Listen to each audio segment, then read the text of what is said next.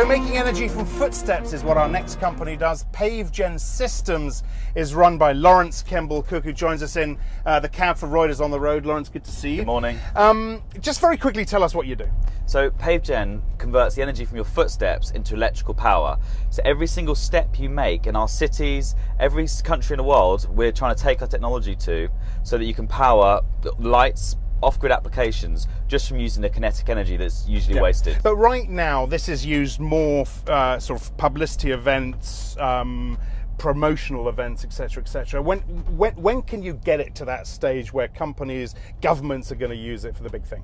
Our technology is still at an early stage, as you said. We've just recently installed it at one of the biggest transport hubs in London this summer, and that's seen it being used in a commercial application, so powering lighting directly. Now, so that was the West Ham station, going to the Olympic Park during the Olympics. So what did you do? You powered the streetlights around there? Yeah, so every slab was stored the energy from people walking. So all day long, we had nearly 1 million footsteps, and then the lights are powered from people walking.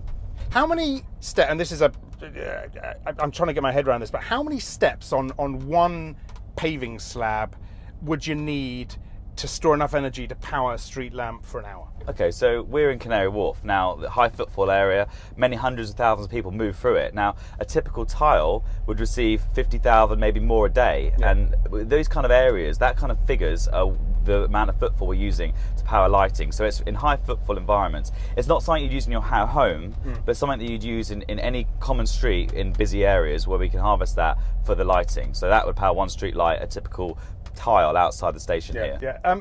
Do you worry about demand? When we talked about publicity, promotional, rather than the big projects. Do you worry that those projects are going to be slow coming or may not come at all? I think we're at a really exciting time in what we're doing because we've done everything you're talking about. We've done we've launched global projects with partners like Diageo.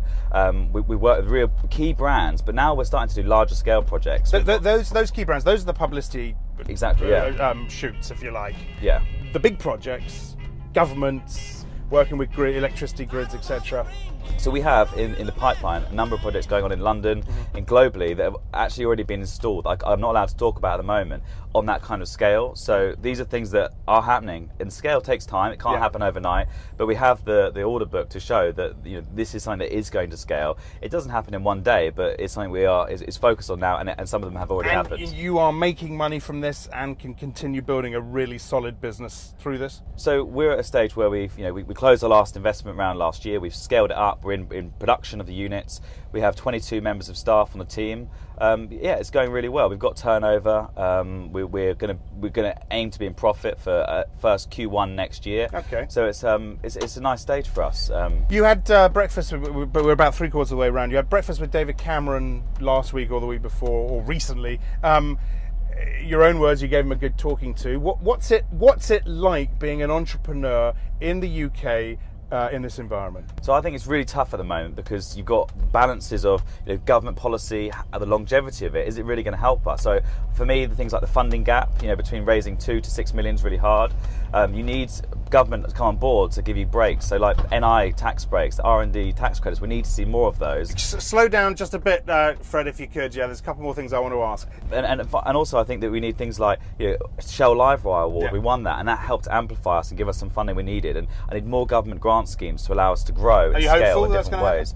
Yeah, we've been successful with a number of them, and there's more ongoing. Final question: can this be in the future used in the home to power people's homes? Because I would imagine there's a lot of that's where the scale could come from as well. So our aim is to take it as an off-grid system that can be used anywhere, from retail to transport sites, and take it something to the home. Something could happen eventually when we scale it up to get that unit price right down. All right, Lawrence, good to have you. Thanks so much. Lawrence Kemble-Cook from Pavegen Systems.